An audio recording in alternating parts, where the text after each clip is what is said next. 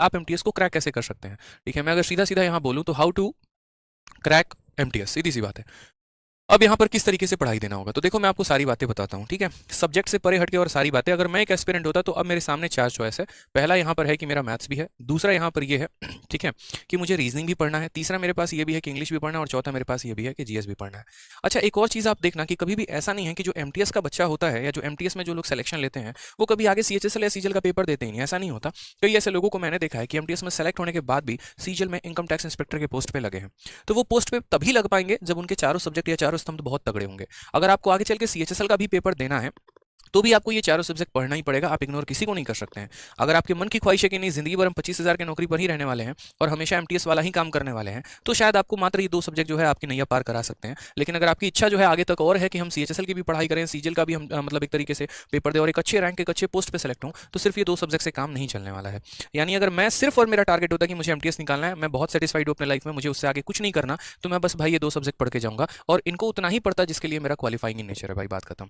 लेकिन अगर भविष्य में मेरी कामनाएं बहुत बड़ी हैं, मेरी सोच बहुत बड़ी है, मुझे आगे बढ़ना है और एमटीएस लेवल तक ही नहीं रहना, तो यूं समझ लीजिए कि आपके लिए चारों सब्जेक्ट फिर बराबर ही हैं। क्यों नहीं पढ़ोगे तो आगे किसी और पेपर में स्कोर नहीं कर पाओगे। जैसे बच्चे पूछते हैं कि सर आपके पास 5-5 गवर्नमेंट जॉब कैसे आ गया, तो मैं हमेशा एक बात बोलता हूँ कि जिस दिन आपका भी सिलेबस कंप्लीट हो जाएगा और बहुत अच्छे तरीके से आपको अपने सब्जेक्ट पर कमांड हो जाएंगे ना, उस दिन आपके भी यहाँ पर जो है 5-5 सरकारी नौकरियां लग जाएगी। कोई बहुत बड़ी बात नहीं है, लेकिन उसके लिए ईमानदारी से इन सभी सब्जेक्ट को पढ़ना होता है। तो अभी आपको यहाँ पर काम ये करना है कि जो आप हमेशा जीएस को इग्नोर करके चलते थे ना, आप इसको कभी इग्नोर करके मत चलना भाई, बिल्कुल भी इग्नोरेबल नहीं है।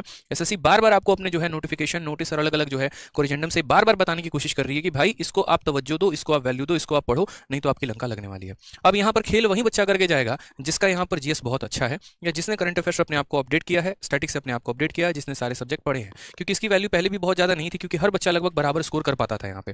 ठीक है, तो यहाँ पर कोई बहुत बड़ा इंग्लिश की वजह से कभी आज तक एसएससी के पेपर में कोई बहुत बड़ा गेम चेंजर नहीं हुआ है कि इंग्लिश की वजह से पूरा इतिहास पलट गया, ऐसा कुछ भी नहीं है। जो गेम बदलता है वो जीएस बदलता है। मैं मैथ्स को भी बहुत बड़ा रोल नहीं मानता हूं कि यहाँ पर मैथ्स ने बहुत बड़ा गेम कर दिया हो कहीं पर ऐसा करके।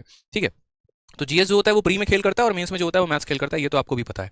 तो यहाँ पर अगर हम बात करते हैं तो अगर मेरी स्ट्रेटजी रहे तो वो क्या रहनी चाहिए, आपका जो स्ट्रेटजी रहना चाहिए, अगर आगे चल के आपको और भी परीक्षाएं देनी है और भी फॉर्म आपको भरना है, तो डेली के डेली जो है आपको कम से कम 1 से 2 घंटे आपको मैथ्स को देने ही देने हैं। रीजनिंग की भी बात करूं मैं आपको तो 1 आवर डेली प्रैक्टिस करना ही करना है। इंग्लिश के लिए अगर मैं बात करूं तो आप 2 घंटे दे सकते हैं, 1 घंटे आप अपने वोकैबलरी को दीजिए जो हमेशा हम कहते हैं, और 1 घंटे आप अपने ग्रामर को दीजिए। साथ में जीएस की भी अगर हम बात करते हैं तो जीएस में अब आपको कम से कम 2 से 3 घंटे देने की जरूरत है, और इन 3 घंटों को आपस में बांट लीजिएगा। ठीक है, 1 घंटा जो है आप अपना यहाँ पर करंट अफेयर के लिए प्रैक्टिस करिएगा, 1 घंटा जो है आप यहाँ पर स्टैटिक के लिए दीजिएगा, और 1 घंटे में आप यहाँ पर किसी सब्जेक्ट के लिए, जैसे मान लीजिए कि पहले हिस्ट्री खत्म कर लिया, फिर पॉलिटी, फिर ज्योग्राफी, फिर इकोनॉमिक्स, इस तरीके से कर करके हमें डिस्ट्रीब्यूशन देना है। मेजर जो फोकस होना चाहिए वो आपका जीएस पर होना चाहिए, क्योंकि मैंने पहले भी कहा कि जब मेरिट बनेगी तो इंग्लिश में भी बहुत बड़ा रोल नहीं रहेगा, लगभग सबके वही नंबर 40 और 50 के बीच में होने वाले हैं। लेकिन जीएस में ऐसा होगा कि किसी के 8 नंबर भी होंगे तो किसी के 38 नंबर भी होंगे, और यहीं से सिलेक्शन का रास्ता खुलेगा आपका।